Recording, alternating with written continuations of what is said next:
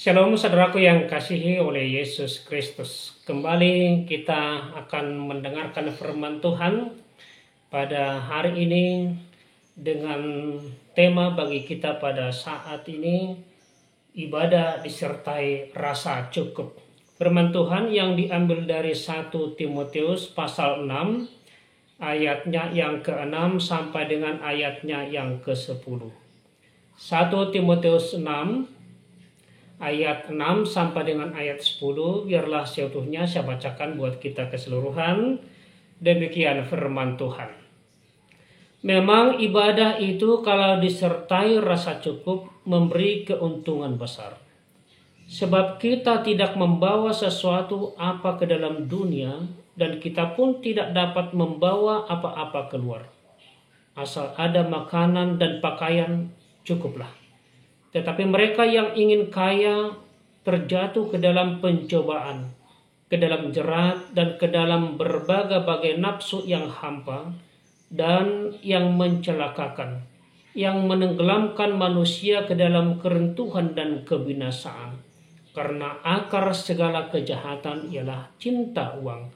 Sebab oleh memburu uanglah beberapa orang telah menyimpang dari iman dan menyiksa dirinya dengan berbagai-bagai duka. Sampai sejauh demikian pembacaan firman Tuhan. Saudaraku yang kasih oleh Yesus Kristus, berbicara tentang keuntungan besar. Siapa yang tidak mau keuntungan besar? Semua orang di muka bumi ini pasti merindukan, menginginkan yang namanya keuntungan besar. Apalagi jika keuntungan itu dikaitkan dengan hal-hal materi seperti uang, harta, kekayaan, dan lain-lainnya. Orang melakukan berbagai hal, berbagai usaha, orang melakukan berbagai bisnis, bekerja. Saudaraku, bukankah untuk mencari keuntungan? Tetapi persoalannya sekarang keuntungan yang bagaimana? Keuntungan memang tidak hanya bicara soal hal-hal materi, tetapi juga menyangkut soal penghormatan, soal penghargaan, soal apresiasi lainnya. Sebagai manusia tentu kita tidak akan ada yang menolak yang namanya keuntungan itu. Apalagi jika keuntungan itu kita dapatkan dengan cara yang benar. Misalnya kita kerja keras, hasil jerih payah kita, hasil keringat kita. Kita menginginkan keuntungan dari hasil jerih payah kita. Saudaraku yang kasih oleh Yesus Kristus, Allah menjanjikan keuntungan besar, Allah menjanjikan berkat bagi manusia. Hanya saja saudaraku, perlu kita pahami bahwa keuntungan yang Allah janjikan bukan hanya soal keuntungan jasmani dan materi, tetapi juga menyangkut hal batinia dan rohani. Kalau kita baca tadi, kita ikuti dalam ayat 6, memang ibadah itu kalau disertai rasa cukup memberikan keuntungan besar. Dalam teks bacaan firman tadi disebutkan bahwa ibadah yang disertai dengan rasa cukup memberi keuntungan besar. Ibadah yang kita lakukan kepada Tuhan akan mendatangkan keuntungan besar. Ibadah yang kita lakukan kepada Tuhan mendatangkan keuntungan besar. Hanya saja syaratnya bahwa ibadah itu harus dilakukan dengan rasa cukup, dengan rasa syukur. Rasa syukur itu disebutkan dalam bahasa di dalam ayat ini dengan rasa cukup. Selalu bersyukur, selalu mempunyai rasa syukur dalam kehidupan kita. Punya sesuatu bersyukur, punya mobil bersyukur, punya sepeda motor bersyukur, jalan kaki pun bersyukur. Selalu bersyukur dalam kehidupan kita. Tuhan memberkati orang-orang yang beribadah dengan rasa syukur, dengan sungguh, dengan kesalehan. Namun saudaraku yang kasih oleh Yesus Kristus, Tuhan tidak ingin kita beribadah. Sekali lagi, Tuhan tidak ingin kita beribadah karena motivasi demi meraih keuntungan, atau demi meraih kekayaan. Karena itu Paulus mengingatkan Timotius dan juga mengingatkan kita pada hari ini Terlebih dalam ayat 6 dan ayat 8 tadi katakan cukupkan diri di dalam segala perkara. Ayat sebelumnya memang dikatakan setia dalam pengajaran firman Tuhan.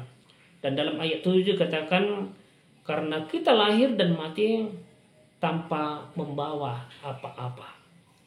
Saudara-saudara yang kasih oleh Yesus Kristus, banyak orang Kristen atau banyak orang menjadi Kristen bukan karena sungguh-sungguh ingin ikut Tuhan. Kenapa? Bukan karena sungguh-sungguh ikut Tuhan, melainkan karena ingin menjadi kaya dan sukses karena ada pemahaman bahwa Tuhan itu maha kaya dan akan memberikan berkat melimpah dalam hidupnya. Sehingga ketika mereka menjalani tidak sesuai dengan apa yang mereka inginkan, tidak sesuai dengan apa yang mereka mimpikan, apa yang mereka harapkan, apa yang mereka inginkan itu menjadi kaya, dengan mudah mereka meninggalkan agamanya. Dengan mudah meninggalkan imannya. Pertanyaannya sekarang, saudaraku yang kasih oleh Yesus Kristus, apa saja keuntungan besar dalam ibadah itu? Apa yang menjadi keuntungan besar dalam ibadah, dalam melakukan ibadah? Yang pertama dikatakan ibadah yang benar tidak menjadikan kita khawatir untuk segala kebutuhan kita. Ayat yang ke-6 tadi memberikan keuntungan besar. Bahwa ibadah yang benar tidak menjadikan kita khawatir untuk segala kebutuhan kita. Saudaraku yang terkasih dalam Yesus Kristus, faktanya dalam kehidupan sehari-hari banyak orang yang diliputi rasa khawatir, rasa takut. Yang pertama khawatir akan kebutuhan hidup, mau makan apa, khawatir tentang pakaian dalam hidupnya sehari-hari.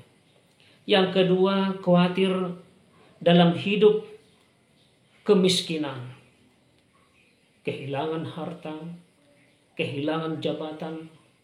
Yang ketiga, dia khawatir akan masa depannya, mau jadi apa pada hari-hari yang akan datang. Semua orang pernah diliputi oleh rasa khawatir. Semua orang pernah diliputi oleh rasa takut, kekhawatiran itu. Orang miskin khawatir. Kekhawatirannya apa? Makan apa kita? Orang ekonomi menengah juga khawatir. Mau makan di mana? Orang kaya pun khawatir. Mau makan siapa? Kekhawatiran tidak akan mampu saudaraku memberikan jawaban atau memberikan jalan keluar atau memberikan sesuatu yang lebih berharga dalam kehidupan kita. Atau menambah usia kita sehingga usia kita semakin bertambah. Melainkan kekhawatiran itu akan membuat manusia itu kehilangan kebahagiaan. Kekhawatiran membuat manusia itu stres, depresi, tekanan, dan bahkan akan membuat sakit penyakit dalam hidup manusia itu. Tuhan Yesus berkata dalam Matius 6 ayat 25 sampai 34, di situ katakan jangan khawatir. Jangan khawatir. Saudaraku yang kasih oleh Yesus Kristus, kenapa bisa orang khawatir? Atau kenapa kita bisa khawatir? Karena kita tidak fokus kepada Tuhan. Tidak fokus kepada Dia Sang Pemberi. Apa yang kita perlukan, apa yang kita butuhkan dalam kehidupan kita. Kenapa kita khawatir? Karena kita fokus kepada diri kita sendiri, kebutuhan kita sendiri. Tidak fokus kepada Tuhan. Sehingga kita tidak total beribadah kepada Tuhan. Tidak khusyuk beribadah kepada Tuhan. Saya sering katakan saudaraku yang kasih oleh Yesus Kristus, jangan sibuk cari berkat Tuhan, tapi carilah Tuhan pemberi berkat dalam kehidupanmu. Sekali lagi, jangan sibuk cari berkat Tuhan, tapi carilah Tuhan yang selalu memberikan berkat dalam kehidupanmu. Firman Tuhan berkata dalam Matius 6 ayat 33, tetapi carilah dahulu kerajaan Allah dan kebenarannya, maka semuanya itu akan ditambahkan kepadamu. Sesibuk apapun kamu, sesibuk apapun kita, carilah Tuhan. Beribadahlah kepada Tuhan.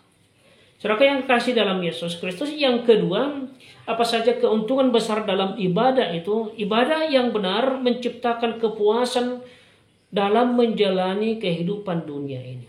Ada kepuasan dalam menjalani kehidupan dunia ini. Boleh kita rasakan dan boleh kita lihat, saudaraku, ibadah, atau boleh kita lihat bagaimana orang-orang yang selalu rajin beribadah, yang selalu beribadah dengan orang yang mungkin jarang beribadah. Boleh kita bandingkan, kita bedakan. Orang yang rajin beribadah dengan orang yang tidak atau jarang beribadah, pasti ada bedanya. Orang yang gemar beribadah, dia akan lebih adem, dia lebih tenang menjalani kehidupannya, dia lebih nyaman menjalani aktivitasnya, dia lebih sabar menjalani kehidupannya, kalau dibandingkan dengan orang yang jarang beribadah, jarang memuji Tuhan dalam hidupnya. Yang ketiga, apa yang menjadi keuntungan besar dalam ibadah? Ibadah menolong kita terhindar dari hati yang serakah. Firman Tuhan dalam ayat 9 tadi dikatakan dalam firman Tuhan, tetapi mereka yang ingin kaya terjatuh ke dalam pencobaan, ke dalam jerat, dan ke dalam berbagai-bagai nafsu yang hampa dan yang mencelakakan, yang menenggelamkan manusia ke dalam keruntuhan dan kebinasaan.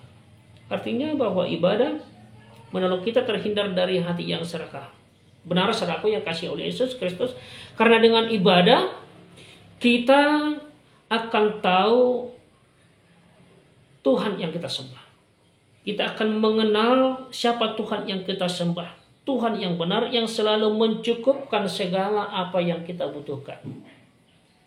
Dia akan mencukupkan segala apa yang kita butuhkan dalam hidup kita. Bahkan memberikan atau melimpahkan kasih karunia-Nya bagi kita. Yang berikut, apa saja keuntungan besar dalam ibadah? Yang keempat, bahwa ibadah menolong kita tidak cinta uang. Tidak cinta uang, saudaraku. Seraya yang kasih oleh Yesus Kristus, bahwa ibadah itu menolong kita untuk tidak cinta uang. Dan kita memahami apa yang dikatakan oleh firman Tuhan pada saat ini. Dalam ayat 10 dikatakan, karena akar segala kejahatan ialah cinta uang. Dan kita akan terjauh dari kejahatan. Karena apa? Karena tidak cinta uang. Mengapa? Karena kita melakukan ibadah yang benar di hadapan Tuhan. Begitu luar biasanya, saudaraku. Sekali lagi, begitu luar biasanya keuntungan dari ibadah kita. Pertanyaan berikutnya sekarang, masihkah kita mengabaikan hidup peribadahan kita? Masihkah kita mengabaikan ibadah? Dalam Keluaran 23 ayat 25 dalam terjemahan baru dikatakan, tetapi kamu harus beribadah kepada Tuhan Allahmu, maka Ia akan memberkati roti makananmu dan air minumanmu, dan aku akan menjauhkan penyakit dari tengah-tengahmu. Saudaraku yang terkasih dalam Yesus Kristus, beribadah kepada Tuhan adalah kewajiban setiap orang percaya. Beribadah kepada Tuhan adalah menjadi kewajiban kita. Bukan ketika hati kita memang benar-benar nyaman, tapi setiap saat kita boleh beribadah kepada Tuhan. Bukan karena hati kita baru nyaman, baru datang beribadah kepada Tuhan. Kalau lagi tidak senang hatinya, tidak nyaman hatinya, tidak beribadah kepada Tuhan, tidak. Tapi ibadah dengan hati yang senang akan mendatangkan keuntungan yang besar. Maka saudaraku yang kasih oleh Yesus Kristus, sebagaimana topik atau tema kita pada saat ini, ibadah disertai rasa cukup akan mendatangkan keuntungan besar. Artinya, tetaplah beribadah kepada Tuhan. Tetaplah memuji Tuhan. Tetapi disertai dengan rasa syukur bahwa Tuhan akan selalu memberikan yang terbaik dalam kehidupan kita. Dan Tuhan sudah memberikan yang terbaik dalam kehidupan kita, yang selalu merangkak kehidupan kita dengan kenyamanan seturut dengan kehendaknya dalam hidup kita. Selamat beribadah. Tuhan Yesus memberkati. Amin.